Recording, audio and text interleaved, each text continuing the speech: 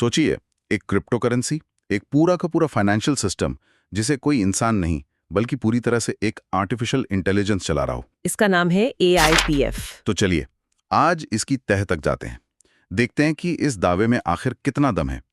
हमारा मकसद बस ये समझना है कि ये क्या सच में डीफाई का भविष्य हो सकता है या फिर ये सिर्फ एक और बड़ा वादा है। और जो सोर्स में इसका सबसे बड़ा, सबसे आकर्षक दावा है वो यही है कि इसमें इंसानी दखलंदाजी जीरो है। जीरो मतलब कैसे? सोर्स के मुताबिक इसे बनाने वालों ने इसे बनाकर छोड़ दिया, अपना मालिकाना हक भी वो भी छोड़ दिया और स्मार्ट कॉन्ट्रैक्ट को एक ऐसे 00 एड्रेस पर भेज दिया जिसे कोई कंट्रोल ही नहीं कर सकता। अच्छा, तो मतलब कोई सीईओ नहीं, कोई टीम नहीं जो रातों रात नियम बदल दे। बिल्कुल, कोई लालच या डर में आकर फैसले नहीं ले सकता। एक बार जो नियम बना दिए वो बन गए, सब कुछ AI के हवाले। लिक्विडिटी से लेके सप्लाई तक सब कुछ ऑटोमेटेड। और मजे की बात यह है कि ये कोई एक अकेला AI नहीं है। तो फिर प्रेजेंटेशन के हिसाब से ये असल में 5 अलग-अलग AI का एक ग्रुप है, एक टीम है जो मिलकर काम करती है। 5 एआई मतलब एक तरह की एआई कमिटी या डिजिटल कैबिनेट? हाँ, बिल्कुल सही शब्द है, एक डिजिटल कैबिनेट। और हर AI को एक खास जिम्मेदारी दी गई है। दिलचस्प है। तो इस कैबिनेट में कौन-कौन है और किसके पास क्या काम है? तो देखिए, हर AI क्रिप्टो की एक क्लासिक समस्या को सुलझाने के लिए बनाया गया है। ठीक है। जो पहला AI है उसे NE कहते हैं। NE। हाँ, ये एक तरह से सिस्टम का सेंट्रल बैंक है। कब नए कॉइन बनाने हैं और कब मार्केट से कॉइन वापस खरीदकर उन्हें जला देना है, मतलब सप्लाई को कंट्रोल करना, ये सब उसी का काम है। ठीक है, तो एक हो गया सप्लाई कंट्रोलर, ताकि बहुत ज्यादा कॉइन मार्केट में आके कीमत न गिरा दे। बिल्कुल।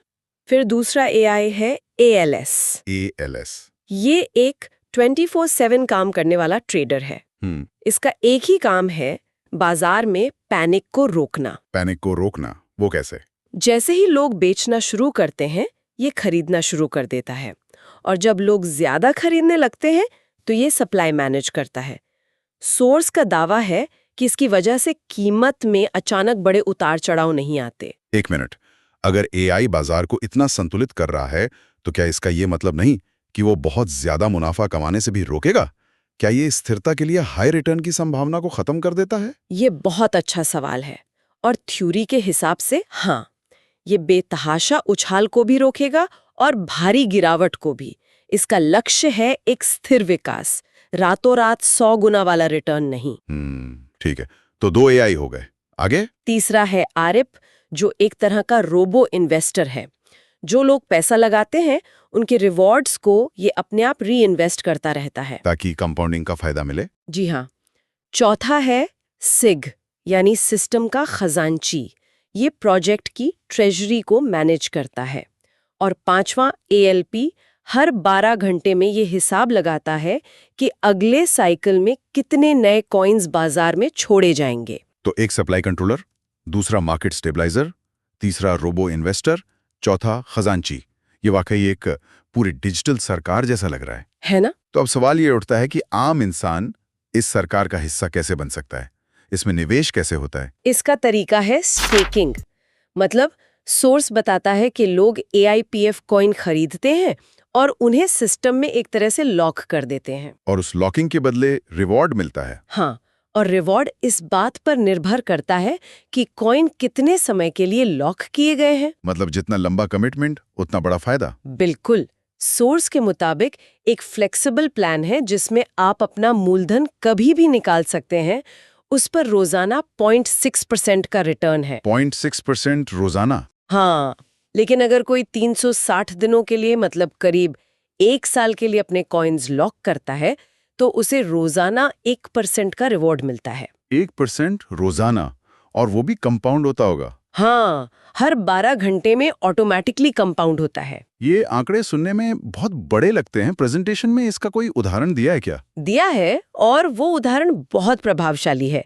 सोर्स कहता है कि अगर कोई 100 कॉइन 1 साल के लिए 1% रोजाना पर स्टेक करता है तो कंपाउंडिंग की वजह से साल के अंत में उसके पास 100 कॉइन नहीं, कितने? 3627 कॉइन होंगे। क्या बात है! मतलब सिर्फ कॉइन्स की संख्या में 36 गुना की बढ़ोतरी।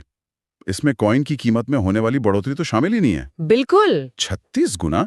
यहाँ एक नेटवर्किंग पहलू है। मुझे लगता है हमें इस पूरे सिस्टम के डिजाइन को एकदम शुरू से समझना होगा। बिल्कुल। और इन चार्ट्स में कुछ और भी दिलचस्प चीजें हैं, जैसे ये रैंक के नाम हैं, नोवा, वाइब, क्वांटम। हाँ। फिर हर रैंक के लिए कुछ शर्तें हैं।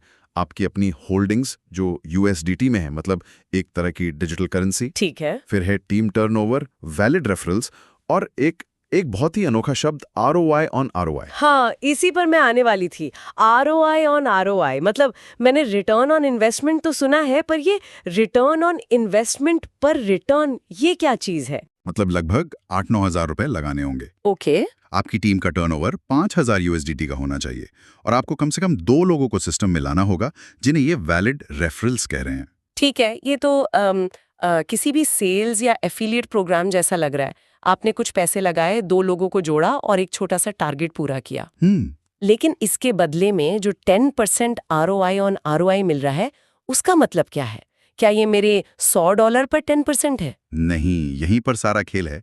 अगर ये सिर्फ आरओआई होता तो इसका मतलब आपके 100 यूएसडीटी पर रिटर्न होता। अच्छा। लेकिन आरओआई ऑन आरओआई का मतलब है कि आपकी टीम जो रिटर्न कमा रही है उस पर आपको रिटर्न मिल रहा है। ओह। इसे ऐसे समझिए कि आप एक टीम की मैनेजर हैं। आपको अपनी सैलरी तो मिलती ही है, पर आपके खिलाड़ी जब मैच जीतकर बोनस कमाते हैं तो उस बोनस का एक हिस्सा आपको भी मिलता है। क्योंकि मैंने उन्हें ट्रेन किया है। बिल्कुल, क्योंकि आपने उन्हें ट्रेन किया है। अच्छा, तो मतलब मेरी कमाई सिर्फ मेरे पैसों पर नहीं बल्कि मेरी टीम की कमाई पर भी निर्भर करती है। ये तो शुरू से ही आपको एक रिक्रूटर या मैनेजर की भूमिका में डाल देता है। एग्जैक्टली। और ये तो बस शुरुआत है। अगली ही रैंक वाइब पर छलांग देखिए। होल्डिंग सीधी 5 गुना बढ़कर 500 यूएसडीटी, टीम टर्नओवर 4 गुना बढ़कर 20,000 और आरओआई ऑन आरओआई सीधा 2 गुना होकर 20% हो जाता है। और ये सिलसिला रुकता नहीं है। कोर, फ्लक्स, पल्स, सिंक से होते हुए जब हम इस पहले चार्ट के आखिरी रैंक न्यूरा तक पहुंचते हैं तो आंकड़े देख के होश उड़ जाते हैं। न्यूरा के लिए 10,000 यूएसडीटी की होल्डिंग्स चाहिए, मतलब शुरुआती नोवा से 100 गुना ज्यादा। 100 गुना। और टीम टर्नओवर देखिए 25 लाख यूएसडीटी का। 25 लाख? और आरओआई ऑन आरओआई भी 70% तक पहुंच जाता है। ये तो एक छोटी मोटी कंपनी चलाने जैसा हो गया। बिल्कुल। यहां तक पहुंचते पहुंचते आप एक निवेशक या छोटे मोटे रिक्रूटर नहीं रह जाते, आप एक पूरा सेल्स नेटवर्क चला रहे हैं। हाँ। और ये जो रफ्तार है बढ़ने की, ये अचानक रॉकेट की तरह तेज हो जाती है। लगता है ये जानबूझकर किया गया है। मतलब शुरुआती लेवल्स पर पहुंचना शायद उतना मुश्किल ना हो, लेकिन जैसे जैसे कोई ऊपर बढ़ता है, जरूरी संसाधन और टीम का साइज वो बहुत तेजी से बढ़ने लगता है।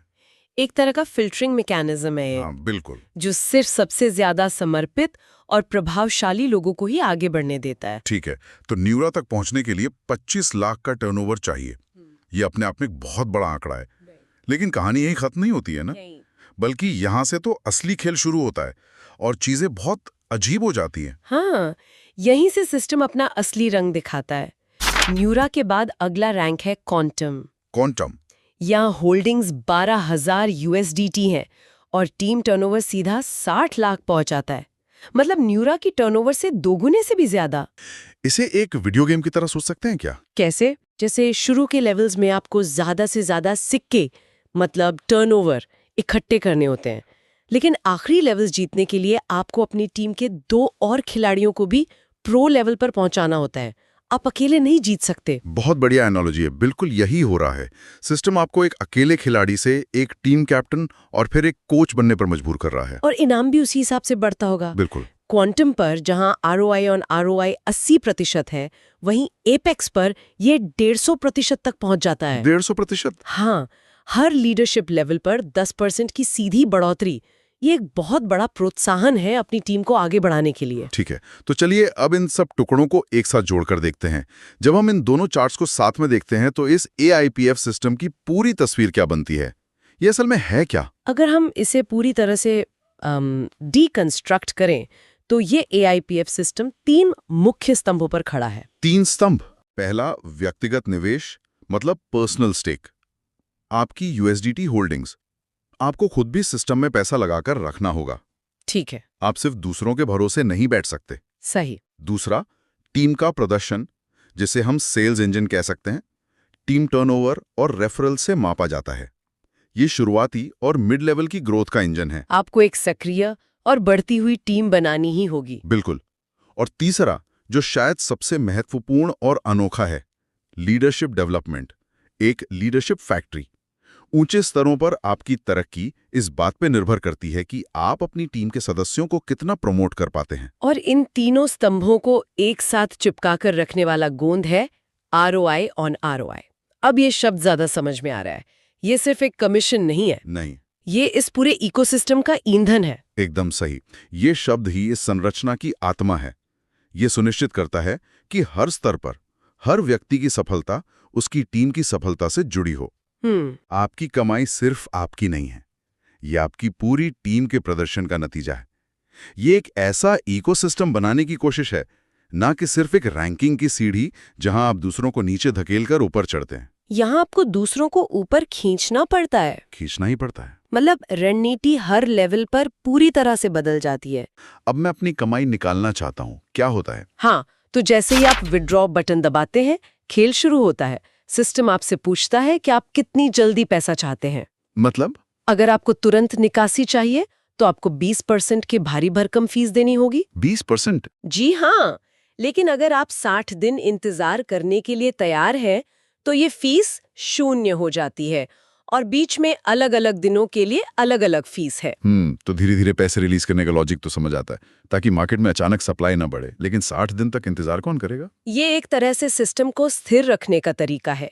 लेकिन सबसे जरूरी बात यह है कि आप कोई भी विकल्प चुने, पैसा आपको एक साथ कभी नहीं मिलता। अच्छा। वो रोजाना छोटी छोटी किश्तों में रिलीज होता है।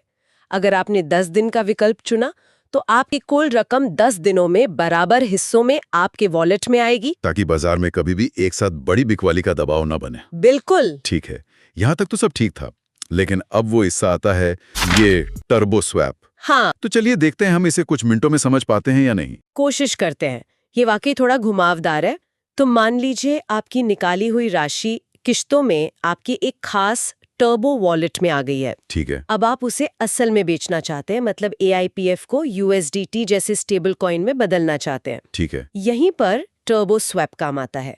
बेचने की प्रक्रिया शुरू करने के लिए सिस्टम एक शर्त रखता है। क्या शर्त? शर्त ये है कि जितने डॉलर के AIPF कॉइन आप बेचना चाहते हैं, उतने ही डॉलर के USDT आपके बाहरी वॉलेट जैसे ट्रस्ट वॉलेट या मेटामास्क में पहले से होने चाहिए। एक मिनट, क्या अगर मुझे $100 के AIPF बेचने हैं तो मेरे वॉलेट में पहले से 100 USDT होने चाहिए? ये तो बड़ा अजीब है। मैं तो USDT पाना चाहता हूँ, देना क्यों पड़ेगा? यही तो सारा खेल है।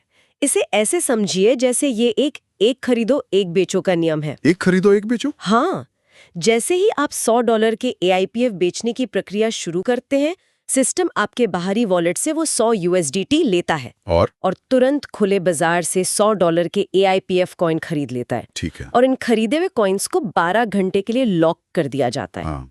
और सिर्फ इस खरीद के पूरे होने के बाद ही आपके वो मूल $100 के AIPF, जिन्हें आप शुरू से बेचना चाहते थे, अब बिकने के लिए रिलीज होते हैं। अरे बाप रे। सोर्स ने डेक्स स्कैनर और डेक्स टूल्स जैसे प्लेटफॉर्म्स का हवाला दिया है।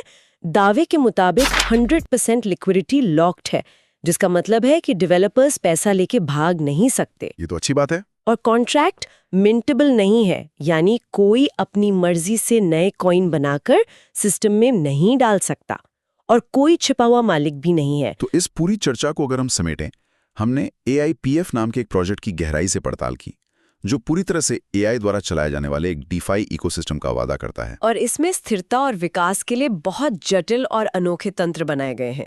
इसका तकनीकी डिजाइन, खासतौर पर इसका विड्रॉल सिस्टम और ये टर्बो स्वैप, सप्लाई और डिमांड को काबू में रखने का एक बहुत ही साहसिक प्रयास है। नतीजा चाहे जो भी हो, ये टोकन इकोनॉमिक्स में एक आकर्षक केस स्टडी तो है ही कि कैसे एक सिस्टम खुद को इंसानी भावनाओं के असर से बचाने की कोशिश कर सकता है। और अगर हम सिर्फ सोर्स मटेरियल के नजरिए से देखें तो ये एक ऐसा मौका है जो जिंदगी बदल सकता है। क्रिप्टो की अगली बड़ी क्रांति। हाँ, जो अपने शुरुआती निवेशकों को मालामाल कर सकती है। अंत में इस प्रोजेक्ट का पूरा आधार इस एक विचार पर टिका है कि एक परफेक्ट तरीके से डिजाइन किया गया ऑटोमेटेड AI एल्गोरिथम एक स्थायी और लगातार बढ़ने वाला वित्तीय सिस्टम बना सकता है। क्योंकि उसमें से इंसानी भावनाओं की खामियों जैसे लालच और डर को निकाल दिया गया है। लेकिन यहाँ एक बड़ा सवाल सोचने के लिए रह जाता है। क्या होता है जब इंसान जो भारी रिटर्न कमाने की इच्छा से भरे हुए हैं इस परफेक्ट सिस्टम के साथ इंटरेक्ट करते हैं? क्या कोई भी एल्गोरिथम, चाहे वो कितना भी इंटेलिजेंट क्यों ना हो, सच में इंसानी लालच और घबराहट की अप्रत्याशितता का हिसाब रख सकता है? खासकर तब जब पूरी दुनिया का असली पैसा दांव पर लगा हो।